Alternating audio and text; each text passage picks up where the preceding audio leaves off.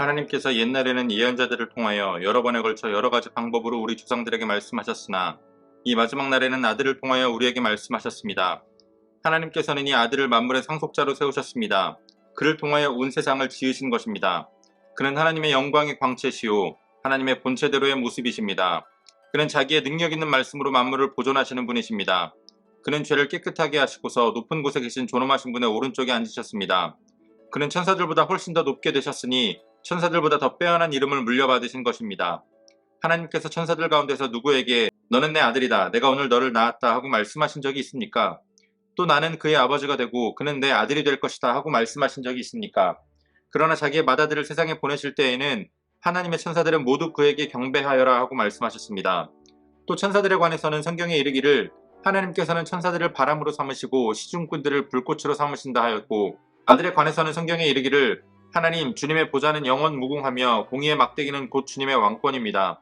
주님께서는 정의를 사랑하시고 불법을 미워하셨습니다. 그러므로 하나님 곧 주의 하나님께서는 주님께 즐거움의 기름을 부으셔서 주님을 주님의 동료들 위에 높이 올리셨습니다 하였습니다. 또 이렇게 말하였습니다. 주님께서는 태초에 땅에 기초를 놓으셨습니다. 하늘은 주님의 손으로 지으신 것입니다. 그것들은 없어질지라도 주님께서는 영원히 존재하십니다. 그것들은 다 옷처럼 낡을 것이요 주님께서는 그것들을 두루마기처럼 말아 치우실 것이며 그것들이 다 옷처럼 변하고 말 것입니다. 그러나 주님께서는 언제나 같으시고 주님의 세월은 끝남이 없을 것입니다. 그런데 하나님께서 천사 가운데서 누구에게 내가 내 원수들을 내 발 아래 굴복시킬 때까지 너는 내 오른쪽에 앉아있어라 하고 말씀하신 적이 있습니까? 천사들은 모두 구원의 상속자가 될 사람들을 섬기도록 보내심을 받은 영들이 아닙니까? 아멘. 7월 1일 금요일, 오늘의 매일 성경 본문 말씀은 히브리서 1장 1절로 14절까지의 말씀입니다. 히브리서를 누가 기록했는지는 성경에 나와 있지 않습니다.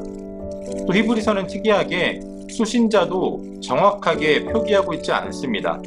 다만 우리가 히브리서의 내용을 통해서 유추해 볼 수 있는 것 한 가지는 유대교 배경을 가진 교회 지도자 중에 한 사람이 유대교의 배경을 가진 그리스도인들 가운데에 고난과 핍박을 견디지 못하고 그 신앙을 버리려고 하는 흔들리는 그리스도인들을 향해서 쓴 권면의 글이라는 것입니다.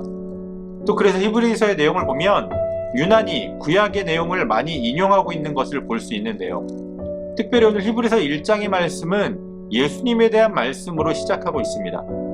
이 1장 1절에서부터 우리는 히브리서의 저자와 수신자가 모두 다 유대교 배경을 가졌다는 것을 알 수 있는 것이, 저자는 1장 1절에서부터 이렇게 말합니다. 과거에 우리 조상들에게 하나님께서는 예언자들을 통해서 말씀해 주셨다라고 이야기합니다.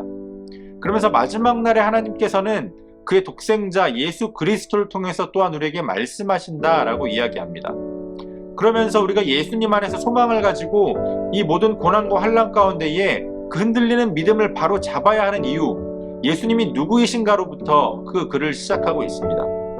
특별히 기독교의 신앙을 버리는 사람들 가운데에 예수님을 그저 천사와 같은 존재로 여기는 사람들이 있었기 때문에 오늘의 본문은 예수님께서 천사와 어떻게 다른지 그것을 이야기하고 있습니다. 예수님은 하나님의 아들이시며 예수님께서 이 땅에 태어나셨을 때 하나님은 모든 천사들로 하여금 그 예수님의 탄생을 기뻐하고 찬양하게 했습니다. 예수님은 삼위일체 하나님으로서, 성자 하나님으로서 태초부터 천지를 창조하시기 전부터 하나님과 함께 계셨고 그 창조 사역에 함께 동역하셨던 분이십니다. 그렇기 때문에 그 예수님을 향한 소망을 품고 흔들리지 말라라는 의미로 예수님에 대해서 이렇게 설명하고 있는 겁니다. 또한 우리가 그렇게 하나님으로 고백하는 그 예수님은 정의의 왕이시고 평화의 왕이십니다. 비록 그들이 이 땅에서 잠깐의 박해와 고난을 받고 있지만 결국은 하나님께서 예수님을 다시 이 땅에 보내실 때에, 결국은 예수님께서 다시 이 땅에 오실 때에 예수님은 이 땅에 영원한 평화를 주실 것이며 완전한 정의를 이루실 것입니다. 바로 이 소망을 공고히 하기 위해서 히브리서 저자는 믿음이 흔들리고 있는 그리스도인들을 향해서 예수님이 이런 분이시다, 우리가 충분히 믿고 우리가 인내하고 모든 것을 참아낼 만한, 우리가 모든 것을 견뎌낼 만한 가치가 있는 분이시다라는 것을 설득하고 있는 것입니다. 요즘과 같은 기준으로는 정말 생각할 수도 없는, 상상할 수도 없는 고난과 박해를 받았던 그리스도인들이었지만 그럼에도 불구하고 여전히 예수 그리스도로 충분하다라고 히브리서의 저자는 이야기하고 있습니다. 오늘 우리는 코로나 팬데믹 2년의 기간을 보내면서 많은 그리스도인들이 그 믿음이 흔들리고 믿음으로부터 떠나는 모습을 많이 볼 수 있었습니다. 어쩌면 오늘 우리의 믿음도 그렇게 흔들리고 있는지 모릅니다.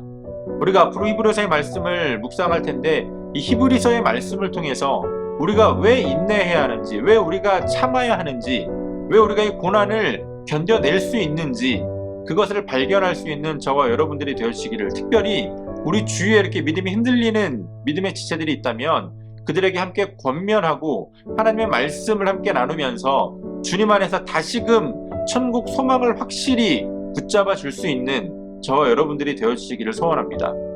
오늘도 우리에게 주신 본문의 말씀을 몇 차례 더 읽으시면서 여러분들에게 개별적으로 깨닫게 하시는 하나님의 말씀을 묵상하시고 각자의 기도로 오늘의 묵상을 마치도록 하겠습니다.